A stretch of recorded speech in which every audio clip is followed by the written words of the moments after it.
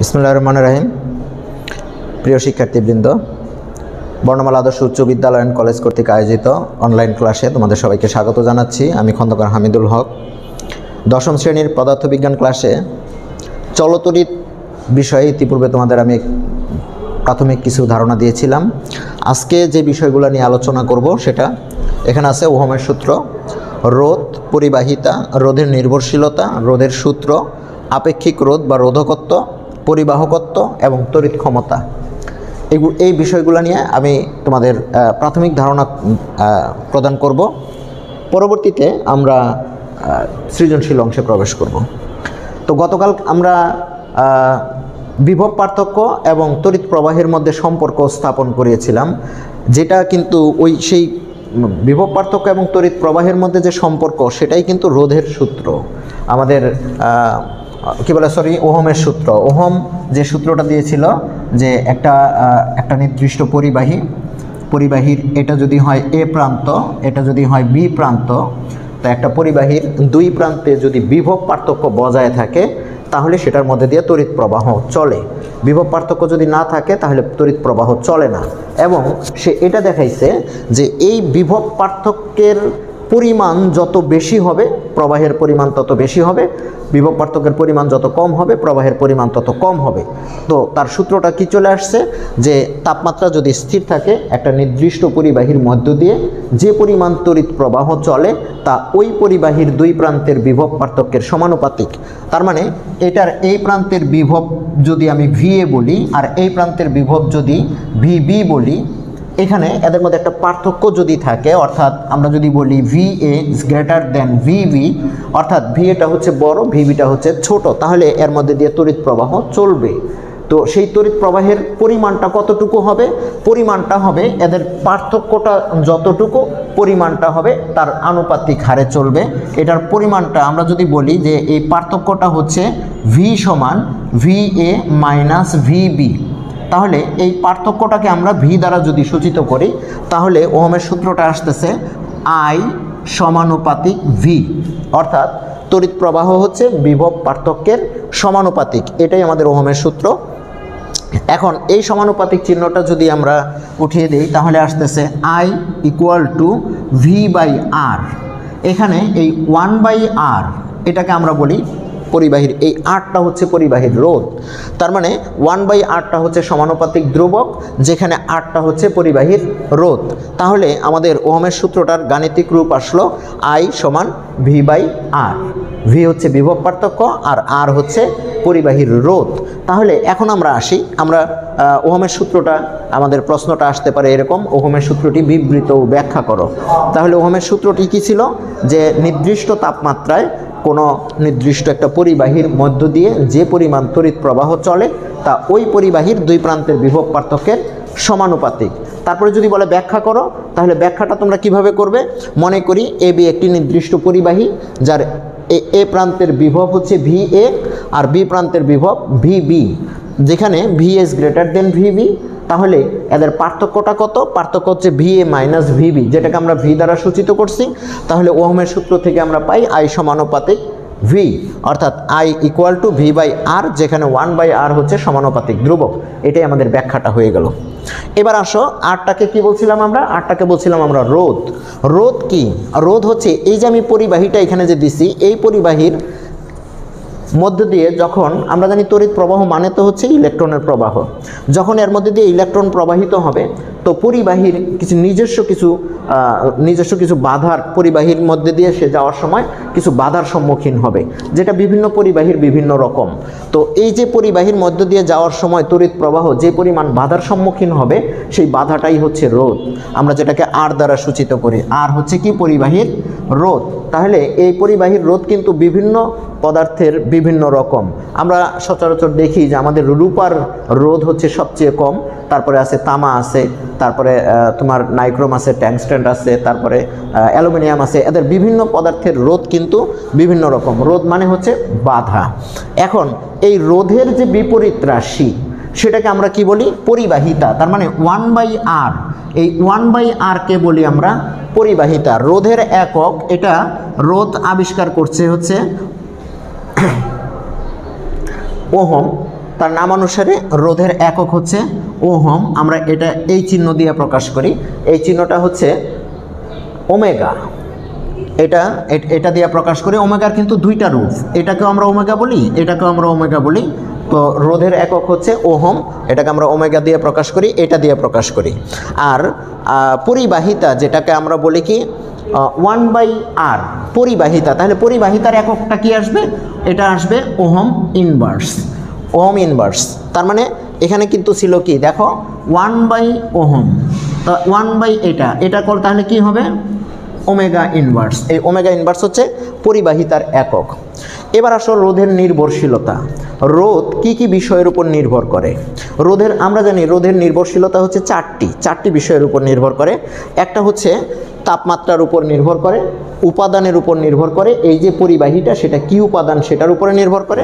চারটির মধ্যে আমরা 1 নম্বরে বললাম কি এর উপাদান, 2 নম্বরে বললাম তাপমাত্রা,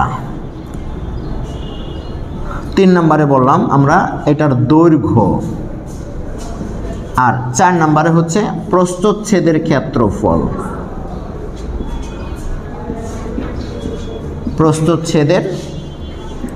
ক্ষেত্রফল। এইগুলা এই 4টা হচ্ছে রোধের নির্ভরশীলতা। তার মানে রোধ এই 4টা বিষয়ের উপর নির্ভর করে। কীরকম? আমরা একটু আগে বলছিলাম যে রূপার রোধ একরকম, তামার রোধ একরকম, স্বর্ণের রোধ একরকম, অ্যালুমিনিয়ামের রোধ একরকম, নাইক্রোমের রোধ একরকম, টাংস্টেনের রোধ একরকম। তো রোধ ভিন্ন ভিন্ন পদার্থের ক্ষেত্রে ভিন্ন ভিন্ন রোধ আসতেছে। এবার আসো তাপমাত্রা বাড়লে রোধের পরিমাণ বেড়ে যায়। তো এটা কেন হয়? আমরা জানি যে তাপমাত্রা বাড়লে পদার্থের যে অভ্যন্তরস্থ যে পরমাণুগুলো আছে এগুলো ছুটোছুটি শুরু করে। তো পরমাণুগুলো যদি ছুটোছুটি শুরু করে, এর মধ্যে যদি ছুটাছুটি করে, তাহলে যে প্রবাহিত ইলেকট্রন যেটাকে বলি তড়িৎ প্রবাহ, একক সময়ে যে পরিমাণ ইলেকট্রন প্রবাহিত হয়, সেই প্রবাহিত ইলেকট্রনটা কিন্তু এই পরিবাহীর মধ্য দিয়ে যাওয়ার সময় সে বাধাগ্রস্ত হবে। তো বাধাগ্রস্ত হওয়া মানে কি? রোধ সৃষ্টি হওয়া। তার মানে তাপমাত্রা বৃদ্ধি পেলেই এর মধ্যে দিয়ে রোধের পরিমাণটা বেড়ে যায়। এই জন্য আমরা বলি তাপমাত্রা এটা রোধের একটা নির্ভরশীলতার মধ্যে পড়ছে, যে তাপমাত্রা বৃদ্ধি পেলে রোধ বেড়ে যায়, পরিবাহিতা কমে যায়। এবার আসো দৈর্ঘ্যটা কি? দৈর্ঘ্য হচ্ছে এই তারের দৈর্ঘ্যটা যত বেশি হবে রোধের পরিমাণ তত বেশি হবে। তার মানে রোধটা হচ্ছে দৈর্ঘ্যের সমানুপাতিক, দৈর্ঘ্য যত বাড়বে রোধ তত বাড়বে। আর প্রস্থচ্ছেদের ক্ষেত্রফল আমরা সাধারণত দেখি যে সরু রাস্তা দিয়ে হাঁটা কিন্তু একটু বাধাগ্রস্ত হওয়া হয় বেশি। আমরা যদি একটু সরু রাস্তা দিয়ে হাঁটি বা আমরা যদি একটা সরু ড্রেনের কথা বলি, সেটার মধ্যে দিয়ে পানি প্রবাহের সময় কিন্তু বাধাগ্রস্ত হয় বেশি। কিন্তু ড্রেনটা যদি প্রশস্ত হয় অথবা রাস্তাটা যদি প্রশস্ত হয়, তাহলে আমরা চলাচলে কিন্তু তেমন একটা বাধার সম্মুখীন হই না। বিষয়টা ঠিক এরকম যে এই তারটা এখন আছে সরু, তো এই তারটা যদি আমি এরকমভাবে মোটা বানিয়ে দিই, এরকম যদি প্রস্থচ্ছেদের ক্ষেত্রফলটা যদি অনেক বেশি হয়, তাহলে কিন্তু এখান দিয়ে তড়িৎ প্রবাহটা খুব স্বাচ্ছন্দ্যে করতে পারবে। তার মানে তার পরিবাহিতা বৃদ্ধি পাবে। পরিবাহিতা বৃদ্ধি পাওয়া মানে কি? রোধের মান কমে যাওয়া। তার মানে প্রস্থচ্ছেদের ক্ষেত্রফল যত বেশি হবে রোধ তত কম হবে। তার মানে রোধ হচ্ছে প্রস্থচ্ছেদের ক্ষেত্রফলের ব্যস্তানুপাতিক। এখন এই 4টা নির্ভরশীলতা থেকে আমরা রোধের 2টা সূত্রে আসতে পারি। 2টা সূত্র কি? একটা হচ্ছে দৈর্ঘ্যের সূত্র, আর একটা হচ্ছে প্রস্থচ্ছেদের ক্ষেত্রফলের সূত্র। দৈর্ঘ্যের সূত্রটা কি? দৈর্ঘ্যের সূত্রটা হচ্ছে নির্দিষ্ট উপাদানের তাপমাত্রা যদি নির্দিষ্ট হয় এবং প্রস্থচ্ছেদের ক্ষেত্রফল যদি স্থির থাকে, প্রস্থচ্ছেদের ক্ষেত্রফল যদি কোনো পরিবর্তন না হয়, তাহলে ওই তারের রোধ তার দৈর্ঘ্যের সমানুপাতিক। তার মানে হচ্ছে আর সমানুপাতিক এল, দৈর্ঘ্যের সমানুপাতিক। এটা হচ্ছে দৈর্ঘ্যের সূত্র। আবার বলতেছে তাপমাত্রা এবং উপাদান যদি স্থির রাখা হয়, তার মানে উপাদান একটাই থাকবে, তাপমাত্রার কোনো ভেরিয়েশন হবে না, তাপমাত্রা স্থির থাকবে, এবং তার দৈর্ঘ্য যদি স্থির থাকে, তাহলে ওই পরিবাহীর মধ্য দিয়ে যে বাধাগ্রস্ত হবে তড়িৎ প্রবাহ, তার মানে রোধ, সেটা হচ্ছে প্রস্থচ্ছেদের ক্ষেত্রফলের ব্যস্তানুপাতিক। তার মানে এই আর সমানুপাতিক 1/a প্রস্থচ্ছেদের ক্ষেত্রফলের ব্যস্তানুপাতিক। তার মানে প্রস্থচ্ছেদের ক্ষেত্রফল যত বেশি হবে রোধের মান তত কম হবে, প্রস্থচ্ছেদের ক্ষেত্রফল যত কম হবে রোধের মান তত বেশি হবে। এখন যদি আমরা এই দুইটা ইকুয়েশনকে যদি আমরা এক করি তাহলে আমাদের কি আসতেছে, আর সমানুপাতিক L/a, আর সমানুপাতিক L/a। এখানে যদি আমরা একটা সমানুপাতিক ধ্রুবক ব্যবহার করি তাহলে আর ইকুয়াল টু রো L/a। এখানে এই রোটা হচ্ছে সমানুপাতিক ধ্রুবক, যেটাকে আমরা পরিবাহীর আপেক্ষিক রোধ বলে থাকি। এটাকে আমরা কি বলি, রোটা কি, রোটা হচ্ছে তার আপেক্ষিক রোধ। তাহলে আপেক্ষিক রোধটা কি আসতেছে দেখো, আপেক্ষিক রোধ rho equal to RA/L, RA/L। তার মানে একক দৈর্ঘ্য এবং একক প্রস্থচ্ছেদের ক্ষেত্রফল বিশিষ্ট কোনো পরিবাহীর যে রোধ সেটাকেই তার বলতেছে তার উপাদানের আপেক্ষিক রোধ। আমি আবার বলতেছি, আপেক্ষিক রোধ হচ্ছে একক দৈর্ঘ্য এবং একক প্রস্থচ্ছেদের ক্ষেত্রফল বিশিষ্ট কোনো পরিবাহীর রোধকে তার উপাদানের আপেক্ষিক রোধ বলে। এই আপেক্ষিক রোধকে কিন্তু আমরা রোধকত্বও বলি। তাহলে রোধকত্ব আর আপেক্ষিক রোধ দুইটা সমার্থক শব্দ। একক দৈর্ঘ্য এবং একক প্রস্থচ্ছেদের ক্ষেত্রফল বিশিষ্ট কোনো পরিবাহীর রোধকে তার উপাদানের আপেক্ষিক রোধ বলে। তাহলে আমার এই আপেক্ষিক রোধের এককটা দেখো কি আসতেছে, এখানে আসছে কি, এই আর, আর এর একক হচ্ছে ওহম, যেটাকে আমরা ওমেগা বলি। মিটার, এ মানে ক্ষেত্রফল, ক্ষেত্রফলের একক হচ্ছে মিটার স্কোয়ার, আর দৈর্ঘ্যের একক হচ্ছে মিটার। এখন যদি আমরা কাটাকাটি করি তাহলে আমাদের কি আসতেছে, ওহম মিটার। তার মানে আপেক্ষিক রোধের একক আসতেছে আমাদের ওহম মিটার। আমরা পেয়ে গেলাম আপেক্ষিক রোধ বা রোধকত্বের একক হচ্ছে ওহম মিটার। এবার আসো পরিবাহকত্ব। পরিবাহকত্ব হচ্ছে রোধকত্বের বিপরীত রাশিকে পরিবাহকত্ব বলে। রোধকত্বের বিপরীত রাশি, তার মানে আমরা সেটা কিভাবে বের করব, এখানে আছে রো, রোকে যদি আমরা ব্যস্তকরণ করি তাহলে আসতেছে কি 1/ρ। 1/ρ মানে হচ্ছে L/RA, তার মানে L/RA 1/ρ। এই 1/ρর আবার আরেকটা সাংকেতিক চিহ্ন আছে, সেটাকে আমরা বলি sigma. Sigma equal to L/R/A। তো এখন এইটার এককটা কি আসবে, এটার এককটা দেখো, এটা হচ্ছে মিটার, এটা মিটার, এটা হচ্ছে ওমেগা মিটার স্কোয়ার। তাহলে দুইটা যদি আমরা কাটাকাটি করি আসতেছে কি, আসতেছে আমার মিটার, মিটার মিটার কাটা যাবে 1/ওহম মিটার, ওহম মিটার। তো এটাকে যদি উপরে উঠাই তাহলে কি আসে, ohm metre inverse, ohm metre inverse. তার মানে আমাদের পরিবাহকত্ব, যেটা পরিবাহকত্বের এককটা কি আসলো, ওহম মিটার ইনভার্স। আপেক্ষিক রোধ বা রোধকত্বের একক কি ছিল, ওহম মিটার। আর রোধকত্বের বিপরীত রাশি হচ্ছে পরিবাহকত্ব, যার একক হচ্ছে ওহম মিটার ইনভার্স। আমরা পরিবাহকত্ব পেয়ে গেলাম। এবার আসো তড়িৎ ক্ষমতা। তড়িৎ ক্ষমতা হচ্ছে কোনো তড়িৎ যন্ত্র একক সময়ে যে পরিমাণ কাজ করতে পারে। তো তড়িৎ যন্ত্রের কাজ কি, তড়িৎ যন্ত্রের কাজ হচ্ছে তড়িৎ শক্তিকে অন্য শক্তিতে রূপান্তর করা, শক্তির রূপান্তর করা। তো কোনো তড়িৎ যন্ত্র একক সময়ে যে পরিমাণ কাজ করতে পারে সেটাকে তড়িতের ক্ষমতা বলে। তড়িৎ ক্ষমতা P ইকুয়াল টু কি, P equal to W/T। P equal to কি আসলো, W/T। কোনো তড়িৎ যন্ত্র একক সময়ে যে পরিমাণ কাজ করতে পারে সেটাই হচ্ছে তড়িৎ ক্ষমতা। এখানে হচ্ছে W এর একক হচ্ছে জুল আর সময়ের একক হচ্ছে সেকেন্ড। তাহলে ক্ষমতার একক কি আসতেছে, ক্ষমতার একক আসতেছে জুল সেকেন্ড ইনভার্স। এটার আরেক নাম হচ্ছে কি, ওয়াট। ক্ষমতার একক হচ্ছে ওয়াট, আমরা এটাকে বলি ওয়াট। তাহলে একটা তড়িৎ যন্ত্রের ক্ষমতা 10 ওয়াট। 10 ওয়াট বলতে তুমি কি বুঝো, যদি প্রশ্ন আসে একটি তড়িৎ যন্ত্রের ক্ষমতা 10 ওয়াট বলতে কি বুঝো, তার মানে ওই তড়িৎ যন্ত্রটা 1 সেকেন্ডে 10 জুল তড়িৎ শক্তিকে রূপান্তর করতে পারে।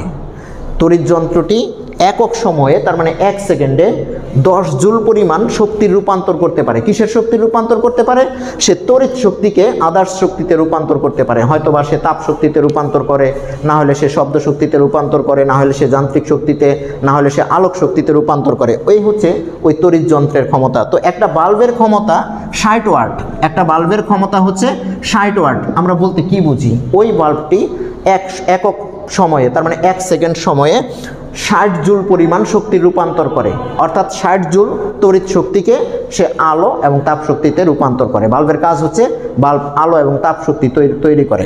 তো আমরা পেয়ে গেলাম এটা।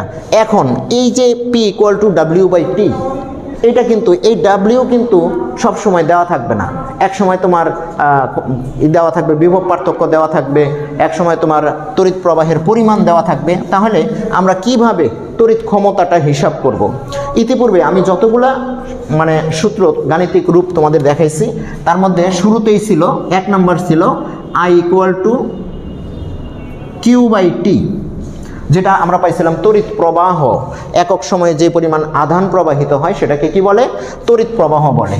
এখান থেকে দেখো Q = কি? Q = IT, একটা আমরা পেলাম। এরপরে পাইছি I = V/R, এটা একটা সমীকরণ আমরা পাইছি, I = V/R। আরেকটা আমরা পেয়েছিলাম V = W/Q, V = W/Q। তাহলে W = কি? W আসতেছে আমাদের VQ, W = VQ। দেখো আমরা এই Wর একটা রূপ পেয়ে গেছি, Wর একটা রূপ পাইছি, W = VQ। এই Q দেখো Q = আবার কি পাইছি আমরা? Q সমান পাইছি IT। তাহলে ওই 1 নাম্বার থেকে এখানে যদি বুঝাই VIT, খেয়াল করো একটা বাল্ব, এখানে একটা ফ্যান দেওয়া আছে, ফ্যানটার দুই প্রান্তের বিভব পার্থক্য 220 ভোল্ট। আমাকে বলতেছে এখানে প্রতি সেকেন্ডে এত পরিমাণ তড়িৎ প্রবাহিত হচ্ছে, মানে একক সময় এত আধান প্রবাহিত হচ্ছে। তার মানে এর মধ্যে তড়িৎ প্রবাহের পরিমাণ দেওয়া আছে, এর বিভব পার্থক্য দেওয়া আছে এবং সময় দেওয়া আছে। তাহলে এই ফ্যানটা কি পরিমাণ কাজ করতেছে আমরা কিন্তু সেটা পেয়ে গেলাম, কাজটা আমরা বের করতে পারি এই সমীকরণ দিয়ে। W = কি? VIT। আচ্ছা, এবার যদি আমার আই না দিয়ে যদি অন্য কিছু দেওয়া থাকে, যেমন ধরো এই I এর পরিবর্তে আমরা এখানে লিখতে পারি কি? V * I এর পরিবর্তে আমরা V/R লিখতে পারি, V/R * T। তাহলে কি আসতেছে? V²/RT। তার মানে এখানে W এর একটা রূপ আসছিল। 2 নাম্বার আসছিল কি? W = VIT। 3 নাম্বারে দেখো চলে আসছে 3 নাম্বার W = V²/RT, এটা চলে আসলো। এখন আমি যদি বলি যে না আমি আইটাকে চেঞ্জ করব না, আমি ভিটাকেই চেঞ্জ করব, তাহলে আমার কি হইতো? তাহলে দেখো 3 নাম্বারে 4 নাম্বারে কি চলে আসে? 4 নাম্বারে চলে আসতেছে W = V = কি? IR * IT। দেখো এই V সমান, এখান থেকে আমরা V = কি লিখতে পারি? বা V = IR, যদি আর গুণ করে দেই, তো এই V এর পরিবর্তে আমি লিখছি কি? IR, আরও কি ছিল? IT। তাহলে আমাদের কি দাঁড়াইলো? I²RT। এখন W দেখো আমরা 4টা রূপ পেয়েছি।